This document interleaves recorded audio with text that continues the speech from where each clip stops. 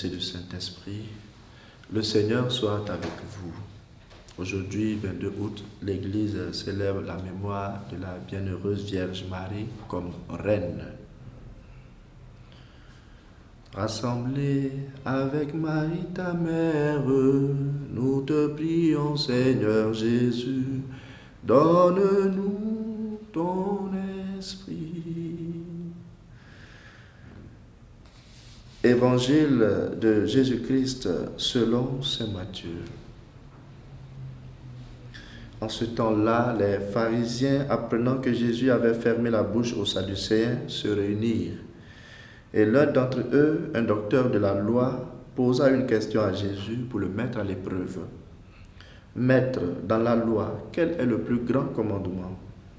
Jésus lui répondit, « Tu aimeras le Seigneur ton Dieu de tout ton cœur, de toute ton âme et de tout ton esprit.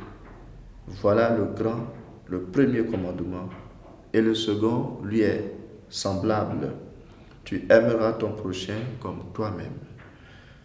De ces deux commandements dépend toute la loi ainsi que les prophètes. » Acclamons la parole de Dieu.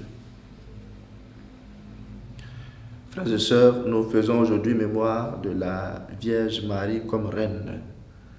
Marie est l'image parfaite de notre salut et de l'œuvre de la rédemption. Comme elle, nous partagerons la gloire de notre frère, le Messie.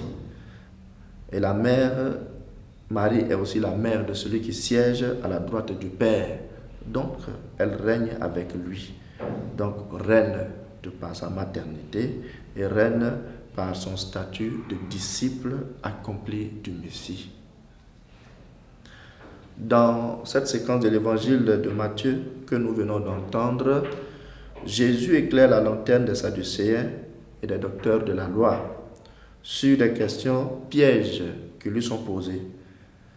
La première question concernait l'impôt à César, la deuxième concernait la résurrection des morts et aujourd'hui, la question est sur le plus grand des commandements.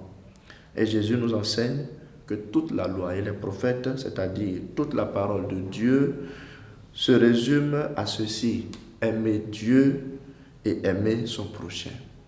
La vraie religion est bien ceci: chercher à entretenir les bonnes relations avec le Seigneur et à construire un monde plus beau, plus vivable avec nos frères et nos sœurs.